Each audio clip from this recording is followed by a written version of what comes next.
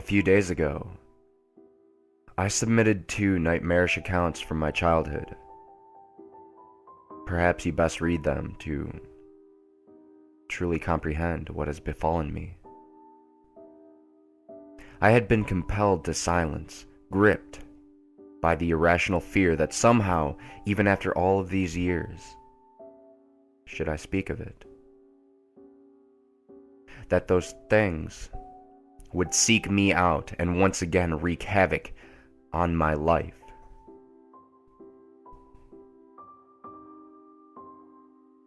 In the name of science and reason, I confronted those fears and set out to vanquish those tormented memories once and for all, by sharing them with others, exposing them for what I believed they were: the delusions of a troubled child. I have held on to my skepticism and rationality for dear life. I have allowed them to define me, but this morning I was presented with verifiable physical evidence. Evidence of what I do not know, but it cannot be ignored, and it seems strange to me that the last few days have been so tainted by apprehension and misfortune after finally breaking my silence, that I can no longer rely upon entirely conventional explanations.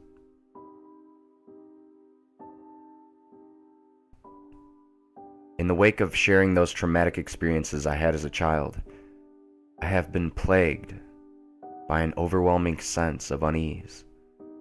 Initially, I attributed this to the fear I had experienced in simply recounting and reliving those terrible events in my mind. But as the days passed, it felt like so much more. A feeling of impending doom consumed my every thought. While sleep came to me, rest did not. Each morning I awoke, my nerves on edge, as if deprived of sleep for an age. Nothing overtly frightening happened during the first few nights. No visitation, no unwelcomed bedfellows, no wheezing breaths reaching out from the deeps within my bedroom walls.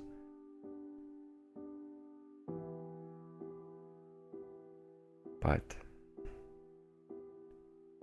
I had that distant, familiar feeling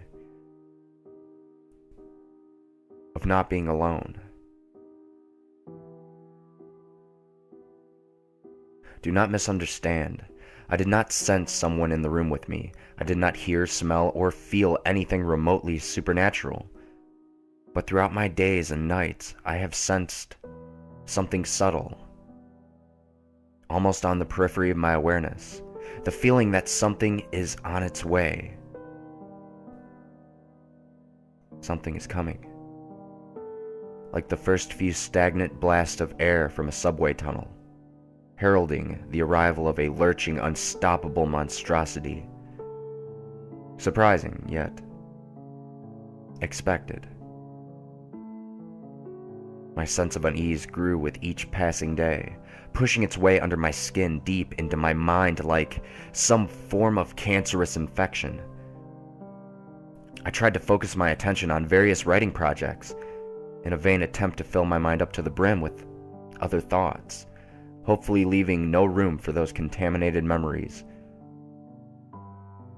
But those thoughts came to me, nonetheless. My anxiety gained momentum until I could think of nothing else. I had to do something. I had studied psychology for years at college, but with this, I knew that anxiety is often the result of a loss of control, and that one of the most effective ways to combat it is to empower oneself. This is what I intended to do. Call it foolhardy, but I was going to go back to that place. That house where those terrible events took place. I was going to confront those memories and expose them for what they were. Nonsense. It was an hour's drive to my old home, but it was one filled with elation. I was confident, at ease, happy. I was in control now, and nothing was going to get in my way from showing that place I had feared my entire life was nothing but an average, humdrum, harmless little suburban house. Gleefully negotiating the country roads and then the motorway, finally, I made it to the city. Gradually, the streets began to take on a familiar appearance. Memories of playing in that neighborhood came flooding back to me. A play park with my favorite slide. An ash pitch where we used to play football. My schoolyard, filled with hide and seek and friendships, long since abandoned, but never forgotten. My mind wandered through those memories like a prodigal son walking home. Wandered so much so that before I realized it, I was pulling into the street where I had once lived. The road was long and disappeared far into the distance, finally entering into a sharp, blind turn. It was an old neighborhood, and it had been planned and built long before the advent of a car. This was evident by the narrowness of the roads, creating a strangely claustrophobic feeling, as if the houses on each side rose up, leering at passers-by. I slowed my speed and cast my eye over each house that I passed. It was a uniform place, with every house looking not dissimilar. My heart suddenly began to beat faster, as a cold chill crawled up my spine. There it was. There was the house. It was late afternoon and the street was quiet, almost lonely. I stared at that little place, wondering how such an ordinary home could have instilled so much fear in me. I had initially intended to only look at the house from afar, confirming it to me as a material construction, entirely explicable, and removed from anything uncanny. But as I parked, I took a deep breath, and before I knew it, I was out of my car, walking towards that old metallic gate, its once bright floral shapes now darkened by age, flaking deep green paint, revealing nothing but rust beneath.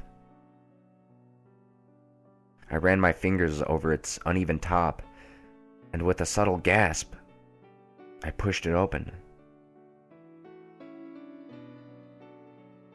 Walking along the path, I was shocked at how disused the garden was. I thought to myself how much of a waste of a good lawn it was, which was all but obscured by a thick mosaic of weeds and other invasive species. But as I neared the house, I realized why. It was unoccupied. Once again, a shudder crept through me, but as my anxiety rose up, I crushed it with my rational mantra. The simplest of explanations is usually the correct one. I assumed that due to the current economic climate, that the house had probably just been on the market for some time and that the owner wasn't too aware of the old sentiment that the first bite is with the eye. But as I looked around, I could see no for sale sign. It genuinely seemed as though this house had been forgotten, abandoned, and left to rot. The windows at the front of the house were filthy, as such, almost impossible to see through. But as I wandered around the back of the building, I could see more clearly inside. I would have imagined that a house such as this one would be empty, but on the contrary, it was entirely occupied. Occupied by the trappings of a modern life. I could see a television sitting in the living room corner, a coffee table with magazines strewn across it, various pieces of furniture sitting as if ready to be used, and a couple of coffee cups, sitting on the windowsill, still full, covered in mold. I would have thought the house was lived in if it was not for the thick layer of dust lying over everything, accompanied by the occasional spider webs. It seemed as though the most recent occupants had left in a hurry and never returned. Clambering through a sea of waist-high grass and bushes, I eventually arrived at the innocuous little window at the back of the house. The very sight of it frightened me. But this was mere memory, and not the strange feeling of being watched from within, as I had experienced as a child. Peering in, the room looked eerily familiar. I suppose there is little that can be done with a room so small, so oddly narrow. But through the dirt-covered glass, the room looked almost unchanged from when I had slept in it. A bed, a set of drawers, and what looked like an assortment of toys on the floor. A profound sense of anger washed over me momentarily, but I shook it quickly from my mind. The room was clearly that of a child's, and the thought of that thing harming another innocent filled me with contempt for such a thought. And within me swelled the desire to protect any child from such an abomination. As I gazed at that wall, of which a bed lay alongside it, the hairs on the back of my neck stood up. For a moment, and it was only for the slightest, I thought I saw the blanket on top of the bed move. More than that, through that window pane, I could have sworn I heard a wheezing gasp. Closing my eyes tightly, I repeated another scientific mantra. Science does not owe its debts to imagination.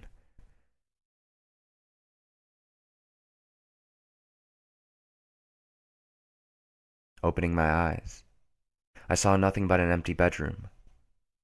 No foul spirits, no unearthly things, just a room, no more, no less.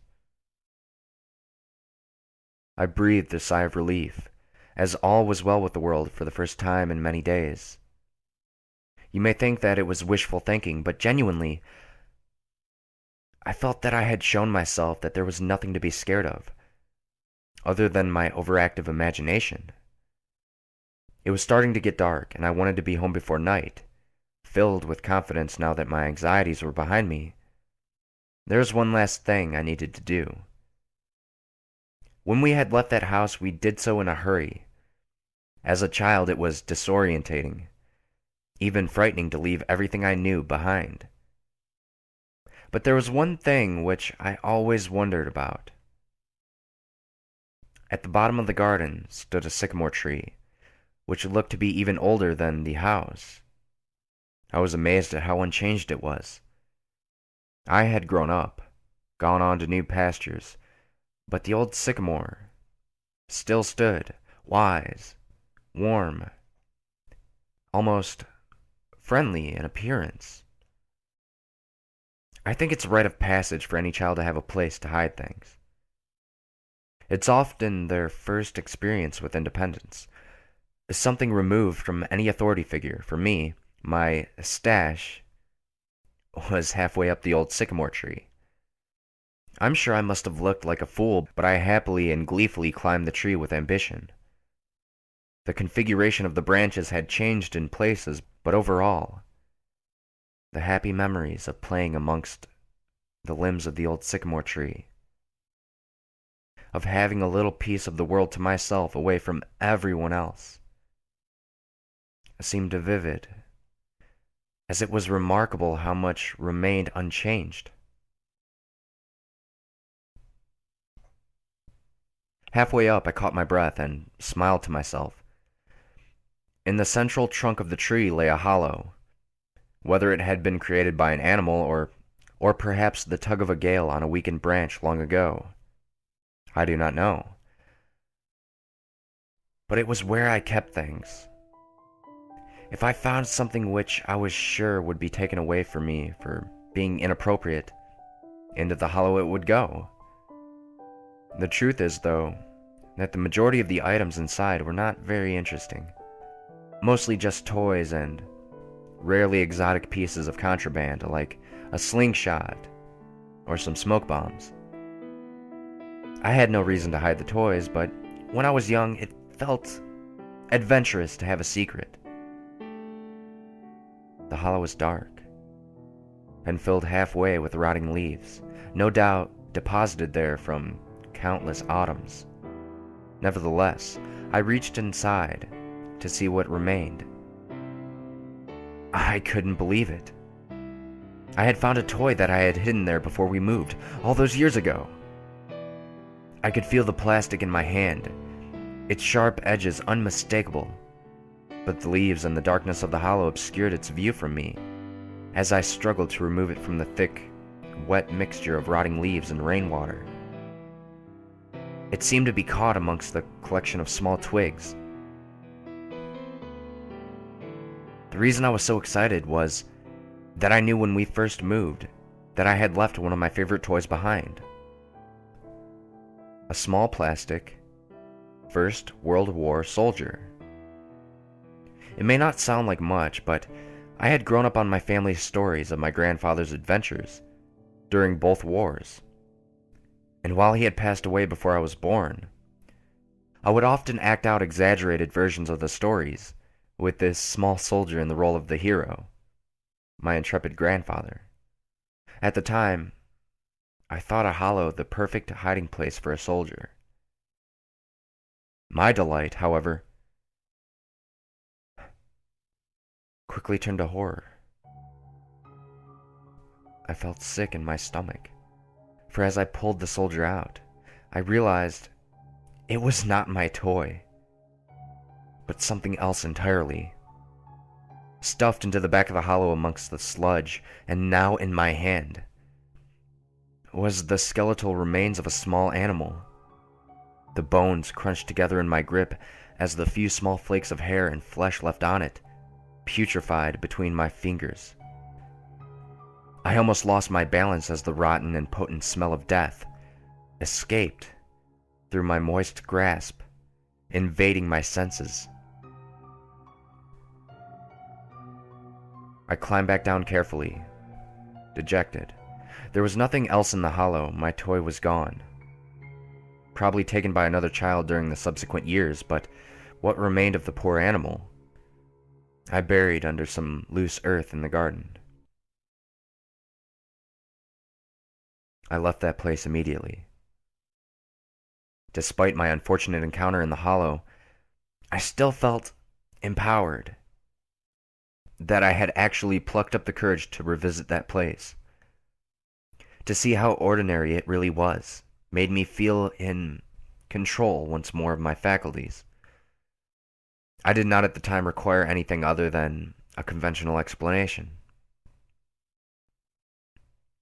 I said goodbye to the old neighborhood, to that bad memory once and for all, and began to make my way home. By the time I had driven onto the freeway, something had begun to filter through the back of my subconscious. At first I disregarded it, dismissing it as my imagination.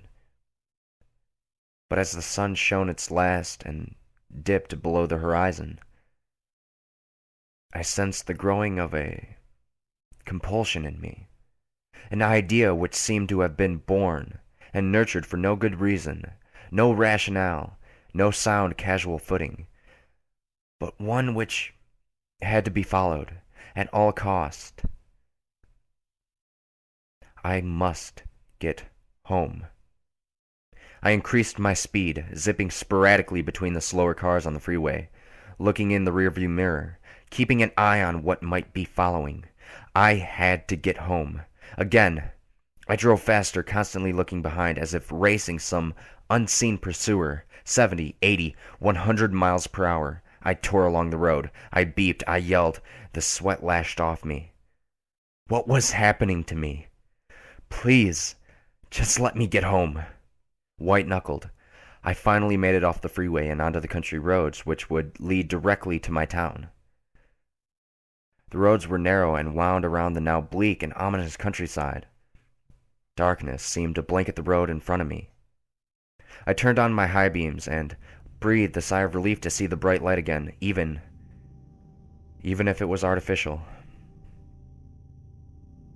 The maniac anxiety which had seemed to grip me on the freeway appeared to have diminished.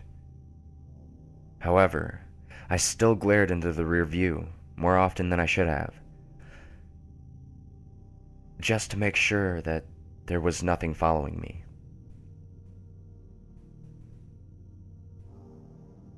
What a ridiculous thought, to think of something chasing my car, to put myself and others in danger by speeding down the busy freeway. Madness. Still, madness or not, I had felt compelled to get away as quickly as possible, and even though I had managed to collect my nerves, the loneliness of the road I was on fueled my yearning for my own town, my own street, my own bed. Nervously, I traversed the web-like winding roads which seared through the countryside, feeling relieved at the first sign of a lamppost, of civilization, and of the boundaries of my town. I pulled up outside of my house, switching off the engine, and sat for a moment in silence. I had to stop all of this nonsense. Things coming out of the walls, watchers smothering me at night, looking into someone's window like a prowler. All of this was lunacy. Tomorrow, I would start afresh. No more writing about my childhood experiences, no more reliving the dreadful nights.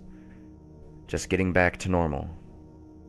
Carrying out my work, spending time with my girlfriend, and most of all, reaffirming my belief, my faith, and my confidence in science and rationality.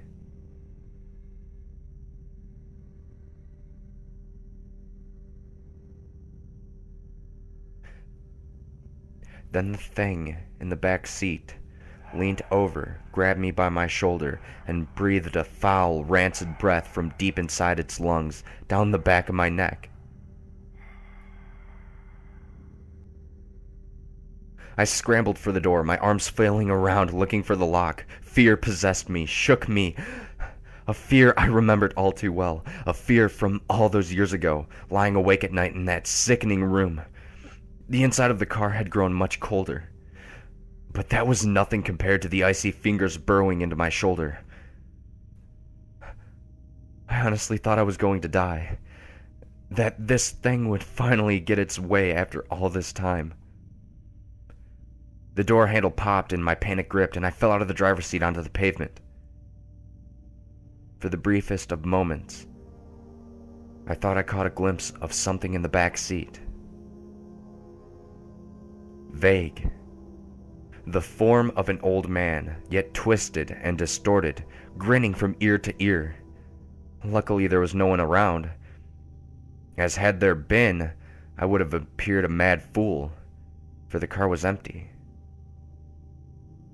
I grabbed the keys from the ignition and booted the door shut with my foot, locking it for the night.